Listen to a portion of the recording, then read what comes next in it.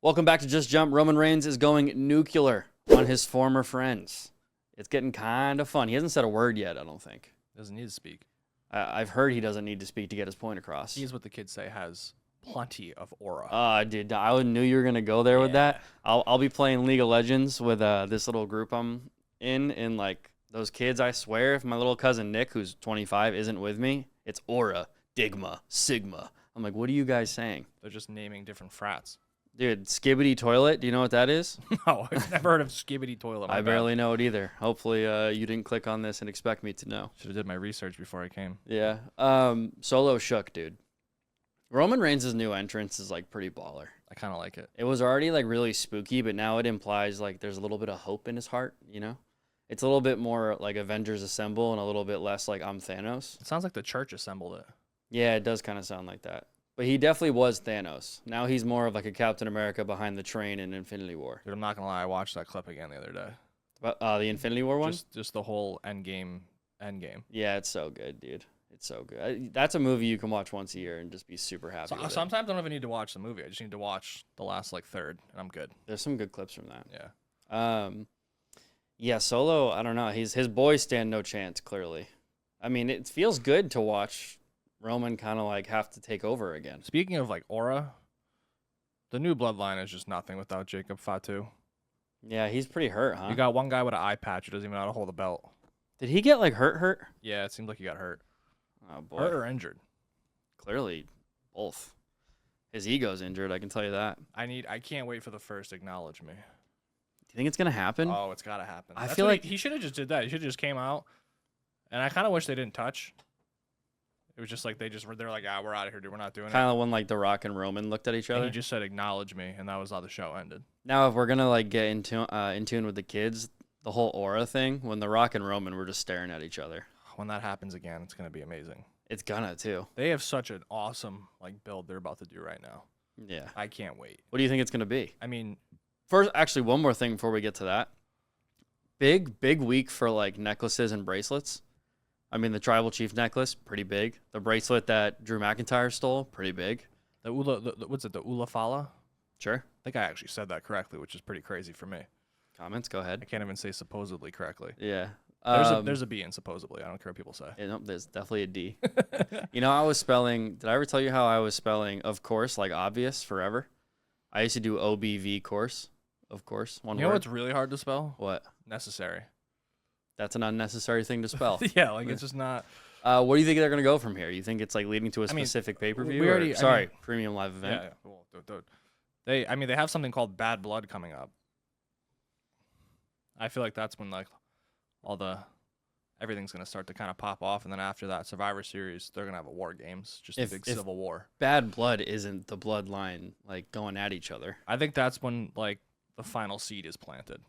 Of what? What just seed? like everyone's finally around at the same time. You think The Rock will be back for that? Something's got. I mean, if they do a Survivor Series Bloodline Civil War type thing and The Rock's not involved, it'd be kind of a miss. Well, they already completed one of the craziest stories ever with the whole Seth Rollins chair moment. Now they're probably sitting there like, how do we one up it? It's gotta be Avengers Assemble. Well, if you look at Raw, we got Jey Uso and Sami Zayn are kind of back. Yeah. And then we're just waiting for Jimmy to come back on TV. Yeah, he's interesting. But if we're sitting there and Roman Reigns is getting beat down, and all of a sudden the wise man walks out and the Avengers are assembled, and Jimmy, Jey, and Sami Zayn run down.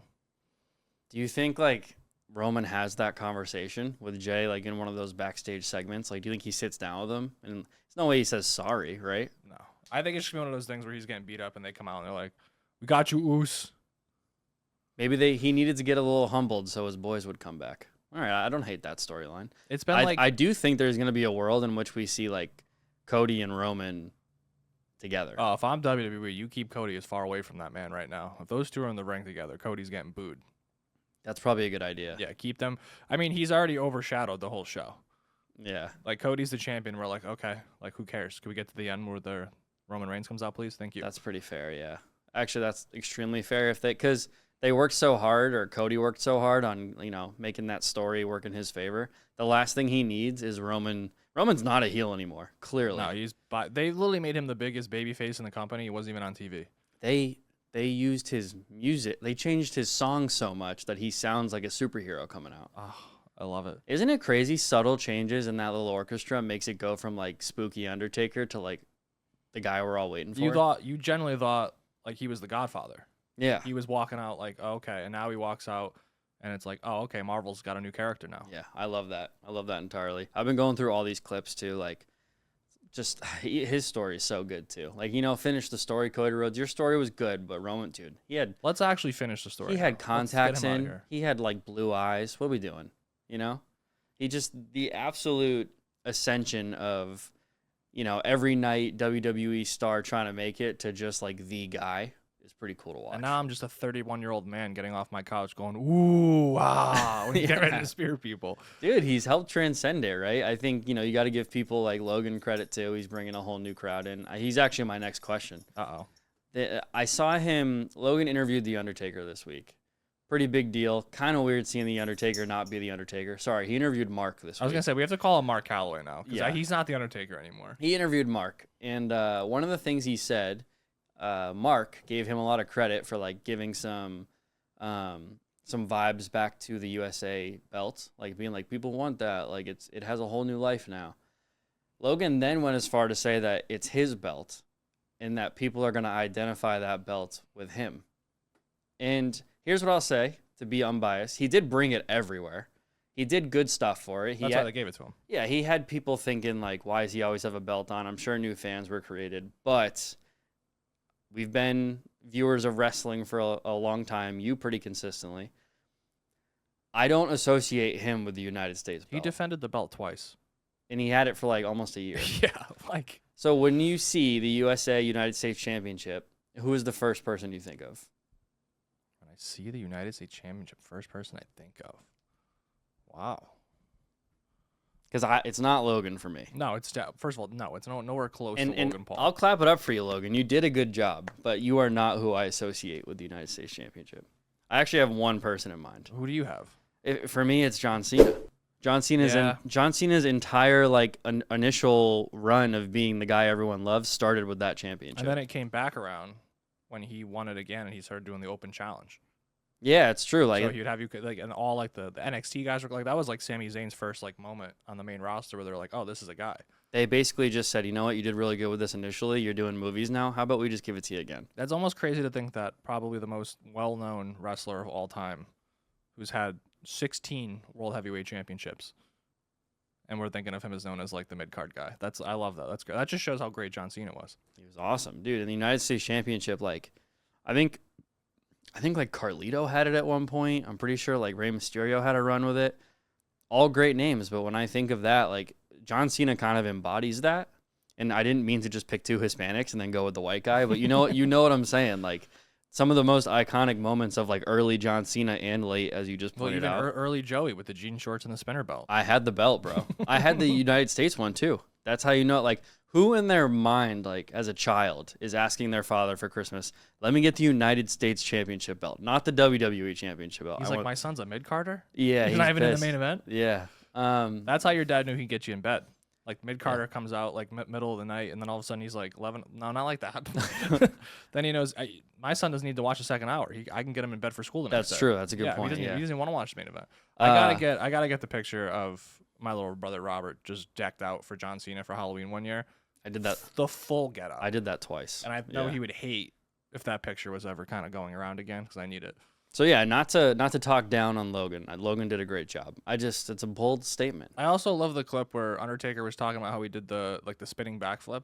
He was like, back in my day, we didn't even think of doing that. Well, dude, you were 6'10", 300 pounds. Of course you weren't doing that. Like, what are we talking? I mean, Undertaker's done some crazy stuff for his size.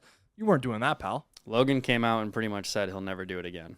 He was like, I did it once, I'll never do that again. Yeah, that looks wild. Well, I mean, I feel like that's kind of like he's almost like an attraction at this point. It's not even, you don't really want to see him every week, because when you do see him, it's going to be something big. It's funny you mentioned that, because The Undertaker brought up in his interview, he was like,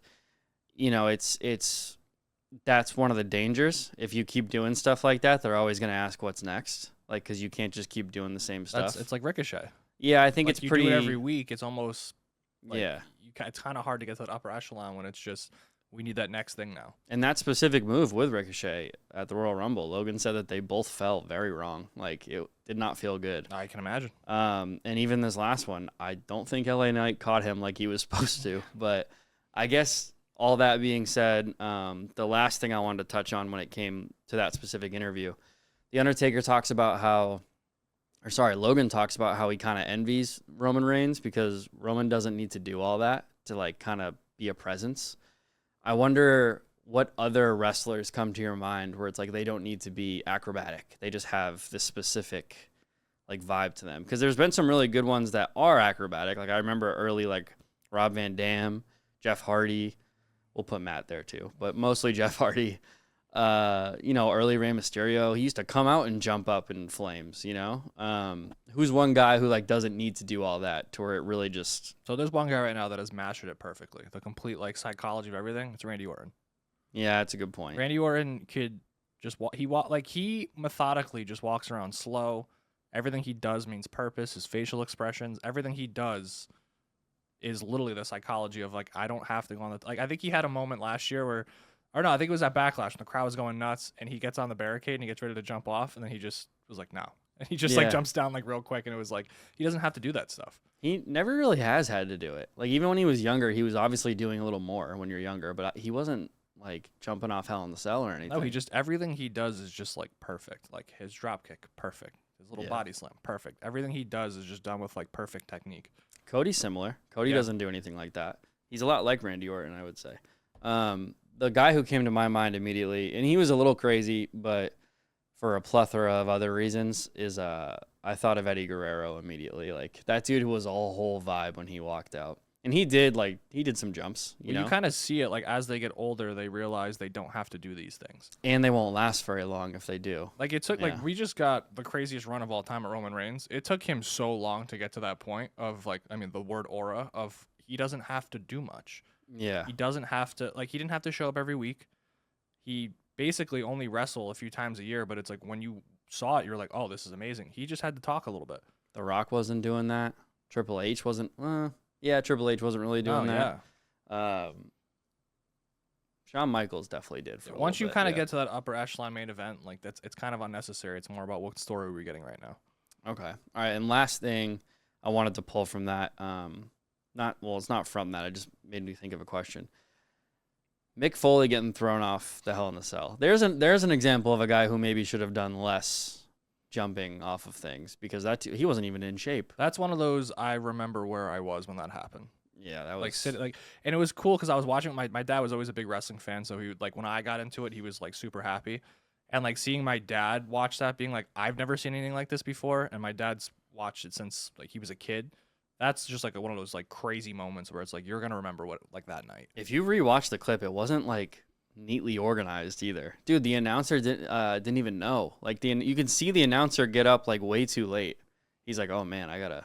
Well, that's one of those. Even the JR, he's broken in half. You've heard that dubbed over how many videos now? Little Mandela effect too. I thought for some reason he got choke slammed off. He just got thrown right off. Oh, he just got thrown right off. Yeah. I think he choke slammed him through the cage. That might have happened, yeah. All right. The question I had from that was defining moment. So they asked The Undertaker, what was a defining moment? I think they asked Roman Reigns as well, what do you think his defining moment was? Is there any wrestler really, who you can think of one moment that just stood out so much that they kind of solidified their WWE career? Not necessarily I think it happens in sports a lot, right? OBJ caught that pass. No matter what he does for the rest of his life, he's good. He did in his first year, granted, but, Malcolm Butler intercepts that ball. What is it for wrestling? Is there someone who sticks out specifically? I kind of just took one of the best ones. That's not the answer I'm going to use, but. I'd probably say, CM Punk when he had his little pipe bomb promo. That really... It made wrestling feel a little it blurred the lines again. Mm-hmm. We had that awful era of just wrestling was bad and everyone was hating John Cena and it was just this is getting boring. And then he cuts that promo and it's whoa. And just for the viewer, I'm gonna make this specific. We're not saying the best ever. We're just saying an example of someone who came out and like put their foot in the ground, and they're good now. Yeah, that put him into a whole other stratosphere as a character. Like he ended up winning at Money in the Bank. They took the belt away. Like he ran away with the belt. Like that moment just set up so much for him to finally break through that little like glass ceiling they say all the time. Yeah. And become like a main event guy. But that was just wild to like see on TV again, because you were like, oh, this is like Attitude Era stuff. This is stuff I watched as a kid where I was glued to the TV, and they kind of got me back in a little bit more. You brought it back, yeah. For me, I have one that I wasn't present for, but this just shows you like how iconic it was that it comes to my brain immediately. But when Shawn Michaels did the whole the zip line, Oh yeah, like that's like no matter what you do forever now, that's pretty cool. he's like the funniest person for this question because he has like 15. He's got so many. It's insane how when he many takes has. out Ric Flair. Yeah, it's you like know? that. Like he jumps off the ladder, the little like the first time in a ladder match. He has an obnoxious amount. I know yours. What is it? When the Hardy Boys came back. Yeah, it was. Because like the Hardy Boys already had some of those moments, but the absolute bow that was just tied on their career when they came back for WrestleMania. I mean, that's why I'm watching again. That literally was the clip where I was like, I'm in again. Like that was so cool. And I'm telling you, the WrestleMania ramps do something for like my dopamine. There's something about a good surprise that gets you. That you don't know what's happening. Like when they get you, it's good. Like The we all behind knew the Roman Reigns scenes- was coming back. Yeah. So it wasn't like it was amazing, but like not knowing the Hardy Boys are coming back and it surprises you at WrestleMania like that. Like that's just one of those things that just sticks in your brain forever. WWE doing the behind the scenes stuff too. That's so smart. Like I love it. It's a whole new facet of. They basically like took YouTube by the balls, and they're like, okay, if this is available to us, we're gonna make it the greatest thing And that's ever. why I love when the UFC did it, and they're like, we're never doing it again. I'm like, that's the stuff I love as a fan. Like Yeah. when you get older, that's the stuff you kind of want to see. Well, think about even like YouTube probably begs them to keep posting now. Like I think they're the most viewed thing on YouTube. WWE is YouTube. So like if in people who are like, oh, YouTube would be fine, true, but they want those ad dollars. Yeah, I love when they're like, oh, the SmackDown ratings were down this week. Well, they just pulled millions of views on YouTube and probably made a bajillion dollars doing that.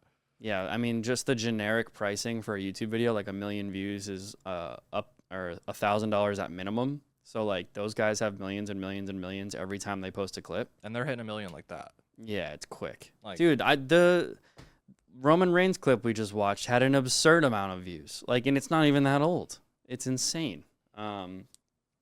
But yeah, wrestling's been fun, man. It's been a good couple weeks. What's the next thing we have to look forward to? Is what, Bad Blood? You said Bash at Berlin. Bash in Berlin. That doesn't sound too fun. End of the month. You know that's gonna be like a big Gunther card. Gunther versus Randy Orton. Called it. And you know Randy's losing, which I hate. Well, That weak ass song. He's the ring general. Who else is on there? Do you know? They're still putting it together right Still now. putting it together. Yeah. All right. I think Well, Cody Rhodes is facing Kevin Owens, which is just randomly thrown together, but I don't hate it. nice little filler there. Yeah.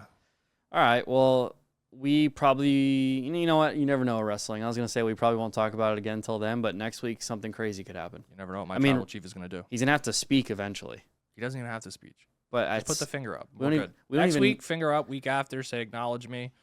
Very minimal talking. He doesn't need to do anything. Just show up. I just want to know his intentions. I want to know who he's coming after. Oh, he's coming after everyone. I genuinely think it should be Seth Rollins first. I will leave that clown on the other show. If we're talking Bad Blood, I mean Seth Rollins, Roman Reigns. There's a lot I think going he's on. coming for Solo if it's Bad Blood. Yeah, it's true, but still, Solo said some things. that's just Jump Wrestling episode.